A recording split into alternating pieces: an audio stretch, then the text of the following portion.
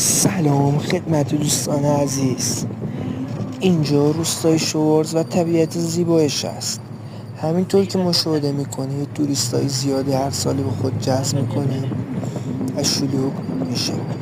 همچنین این روستا جاهای تاریخی زیادی داره که اگر با ما همراه باشید و ما را حمایت کنید به این جاهای تاریخی و زیبا که از زمان هخامنشی تا به الان جا مونده